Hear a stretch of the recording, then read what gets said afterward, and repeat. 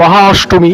আর এই অষ্টমীর সকালে আপনাদের সঙ্গে কিছু কথা। প্রত্যেকে দেখুন, অষ্টমীটা একটা গুরুত্বপূর্ণ তিথি। তার কারণ হচ্ছে যে এই অষ্টমীর দিন মা মহাগৌরী এবং দুর্গাপুজোর মধ্য গগন, এবং এরপরেই সন্ধি পুজো। আর সন্ধি পুজো শেষ হয়ে যাওয়া মানে পুজো এক প্রকার শেষ। তারপর নবমীতে মা সিদ্ধিদাত্রী সিদ্ধি প্রদান করছেন। আজকে একটা মন্দিরের উপকণ্ঠে দাঁড়িয়ে রয়েছি।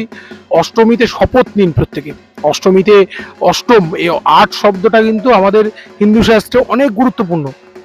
আমরা জানি যে ভগবান শ্রীকৃষ্ণ তিনি মায়ের অষ্টম গর্ভে ছিলেন। এই ৮ সংখ্যাটাকে অনেক গুরুত্ব দেওয়া হয়েছে। তা এখন আমি প্রত্যেককে বলবো যে যারা দেখছেন, যারা দেখেন আজকে যে অনুষ্ঠান সম্প্রচারিত হচ্ছে, সকলের উদ্দেশ্যে একটাই বার্তা। অষ্টমীর দিন দেখুন, অষ্টমী আমাদের অত্যন্ত একটা গুরুত্বপূর্ণ তিথি। দুর্গাপুজোর ক্ষেত্রে বাড়ির মা বোনেরা, গ্রামের মায়েরা অবশ্যই পালন করেন, কিন্তু তার সঙ্গে দুর্গাপুজোর যে অঞ্জলি দিচ্ছি আমরা, যে এস সচন্দন পুষ্পাঞ্জলি ওং শ্রী হিং শ্রী দুর্গা ওই নম, তা দুর্গার উদ্দেশ্যে যে অঞ্জলি দিচ্ছি, অঞ্জলি মানে কি? নিজেকে নিবেদন করছি।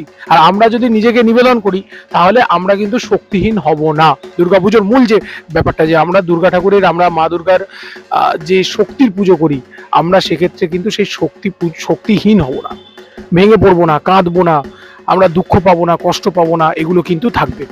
তা এগুলোই বলবো আজকে। আসুন এই প্রার্থনাগুলো থাকুক আমাদের। তো দেখা হচ্ছে পরবর্তী পর্বে। প্রত্যেকের শক্তি নিয়ে চলুন। আমরা কিন্তু শক্তির আরাধনা করলাম। আগামী 1 বছর সমস্ত ডিপ্রেশনের বিরুদ্ধে, সমস্ত মন খারাপের বিরুদ্ধে আমাদের লড়াই থাকবে। সমস্ত মন খারাপগুলো দূরে যাক, আর দুঃখ কষ্ট জীবনে থাকবে, তার মধ্য দিয়ে আমাদের এগিয়ে চলতে হবে। তো আজকে মহাষ্টমীতে এই শপথ রইল। দেখা হচ্ছে আপনাদের সঙ্গে পরবর্তী পর্বে।